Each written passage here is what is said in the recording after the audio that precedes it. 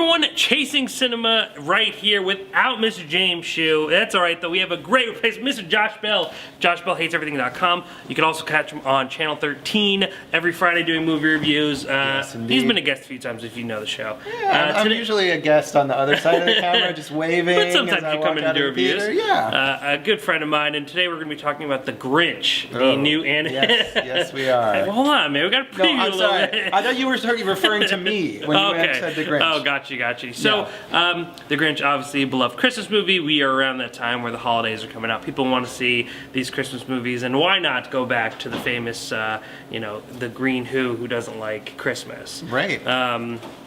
Well, I'm excited to talk about this now because when we saw The Grinch, you had not seen the Jim Carrey version of The Grinch, which is probably, the most popular version of it as of late. Yes, it is. Yeah, the original, the cartoon. Everyone watches the cartoon. Yeah, it's always on TV. But I mean, that then kind of Grinch got brought back and popular demand to Jim Carrey. Now we have another version, an animated version. We do. Benedict Cumberbatch playing The Grinch, and directed by Scott Mosier and another director who I can't think of the name of. But Yarrow, Cheney, I think, an animation guy who's done a lot. I think it's his first movie as a director, but has worked on lower level different capacity. Stuff. Probably with Scott Mosier, and if you don't know Scott Mosier, he's the producer who did pretty much all of Kevin Smith's work, especially the early stuff. He was the producer that worked on him with Clerks, and they worked on together. And now he did. Now he has The Grinch under his belt. Which is an interesting career trajectory going on there. So anyway, I know you're not a fan of the Jim Carrey Grinch, where I at least kind of like having great fond memories of that movie. Yeah, well, it's a childhood thing. Yeah, that's true. Like I told you, my mom pulled me out of fourth grade class and we went and saw it during a school day. It's a great memory. And it's something that I definitely see issues with when watching it, but I usually can get over it when I'm in the holiday spirit. Well, I mean, I had not seen it until just the other day, in fact, because I watched it, felt like I ought to be familiar with it before reviewing this new one, and so I don't have fond childhood memories of it at all, and I found it extremely unpleasant, but... JoshBellHatesEverything.com. It sort of made me like the new version more, in a way, because I thought, all right, at least this is tolerable. Okay. This new film. Yeah. So the new film is tolerable. That's tolerable. Okay. That's the Well, tell us why it's only tolerable and not good, great, or awful. I mean, it tells the story. Unlike the Jim Carrey version, which I think took a lot more liberties with the story, this one really tells the core story from the book, the Dr. Seuss book, and the TV special, and it just adds kind of a bunch of things in the margins. But you get all of the elements. So it's a little more straightforward. It doesn't have crazy manic Jim Carrey going nuts. Chewing up the scenes. Yeah, chewing up the scenery and doing weird voices. I mean, in fact, Benedict Cumberbatch does a really kind of boring voice. I feel like he could have done a slightly weirder I would say, voice. arguably some scenes you couldn't even tell it was him. Yeah, I mean, he does an American accent for, I have no idea what reason, instead of using his natural accent, which at least would have been a little more distinctive. Yeah. And this comes from Illumination, the animation studio behind the Despicable Me movies, and the Minions, and Sing, and The Secret Life of Pets, all of which are movies that I do not like. But don't hate. All of their movies, I feel like, are very bland, straightforward, competently animated things that children will sit in front of for 90 minutes. Yeah. And adults can fall asleep. And that's fine. And that's basically what this movie is. Okay. It's straightforward. It looks okay. It has some mild amusement for children. It doesn't grab you, really. It's not funny in any kind of more sophisticated way. And it's just kind of nothing. I think I have to agree. But I will say that I like the Jim Carrey version better. Well, but obviously I have developed kind of relationship with it. But I mean, I think the thing with the Grinch is that it almost feels like an added DVD special, or like a Nickelodeon presented by Nickelodeon Christmas special. It doesn't feel like an actual full presentation movie. Once you're kind of there, it just seems like, all right, we're going to go through the motions. But it doesn't feel like, I mean, the one thing that I will say with, especially comparing it to the Jim Carrey version, is that it does definitely bring you into this world where this movie just felt kind of very just observant, where I didn't feel really engaged in what was going on. Yeah.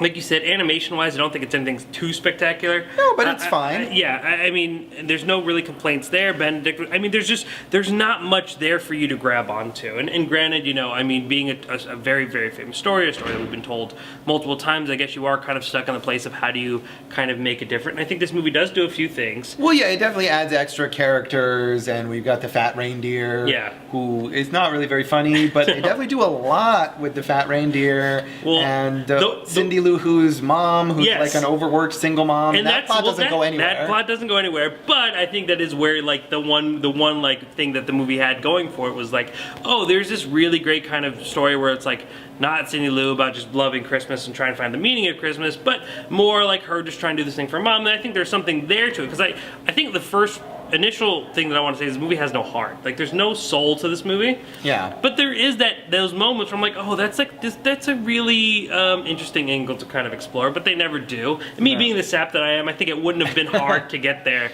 for me to be like, okay, this is adorable. Yeah. But they don't, and to the point where I'm like, okay, that was kind of waste. I will say the best addition that this movie does bring to the Grinch story is Kenan Thompson's character. I agree. His kind of overly optimistic, bearded character who thinks that the Grinch is his best friend, even though the Grinch hates him. Grinch hates him, yeah. And I think it was kind of cool to be able to see the Grinch not be be able to go to Whoville and not be like oohed and awed by everybody, where he's kind of this unknown figure. I mean, it at least gives you that liberty to do the Kenan Thompson angle and like have him liked by other people. But he was not Grinchy enough. Yes. Like, he was too likable at the beginning, and he was nice to his dog. You know, the dog is supposed to be kind of downtrodden, and the dog was very happy. And of course, granted, this is a kid's movie, but I mean, like, we kind of went exactly, we almost carbon copied the Jim Carrey aspects of how do we make the Grinch in his daily life. You know, we make him tacky. We don't really make him. I mean, granted, you don't want to make him super mean, but I mean, the Boris he's a lot meaner in the Jim Carrey version, or even in the original story,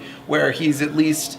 He's grumpy and he's gruff, and here he just seems like he's kind of mildly annoyed. Yeah. And then, and I mean, and if he's going to have this transformation where at the end he learns to love Christmas, then you need to have him go on a journey from somewhere to somewhere. I mean, it's like Scrooge or whatever. If Scrooge wasn't Scroogey at the beginning of A Christmas Carol, then it wouldn't mean anything at the end. So I think this movie just kind of subdues all of that, the meanness of it at the beginning, and then the sappiness that you want at the end is also subdued because it's not as significant. And I'm gonna get a little critical on you now, Mr. Bell, all right? Because like when Jim Carrey is doing his best to hike up those presents in that sleigh, you know, he's fighting that inner battle, right? Like, he's going through that change physically. Where this movie, we really don't have that change. Like, that change is there, but it just feels like, all right, this is the part where he changes. You know? No, it doesn't feel like there's like that moment where like why he's changing.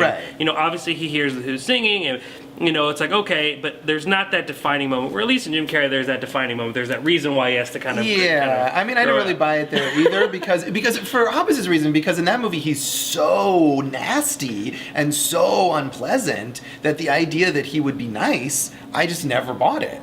But I agree with you. It's not very convincing here. It doesn't have the emotional impact that you want it to have, and get people to be all choked up inside and have their hearts grow 3 sizes. And you know, and again, there's nothing more than like being the guy who's like, oh, the new Grinch cartoon wasn't very good. You know, I mean, especially being from a critic standpoint. But I mean, in general, I mean, we've seen a lot of great animated movies. We've seen movies kind of cross that boundary of being good for the whole family and being very kind of and having a story this famous. I thought it would have been a lot easier, where this movie just kind of felt so like just they did everything that was easiest. And sure, if you take small kids to see this, they will probably enjoy like it. it. You know, but small kids are not good judges of what is a good movie. So very true. And I think people who do at least, or like grew up watching The Grinch, you know, with Jim Carrey standpoint, will just want to watch that because they're going to be like, oh, this is where this should happen, and oh, this is where this should happen. But you know, obviously. Or people of a different age who grew up with the original Boris Karloff special will want to watch that. Exactly. And you know, but now we're old, and you know, I'm older, but we're both old. And in that, you know, there'll be a generation maybe that grows up with this movie. 25 years from now, someone will say, oh, are you kidding? Come on, the Benedict Cumberbatch one? I watched that 50 times when I was a kid, and that's the best one ever. And so that's the sad cycle of nostalgia.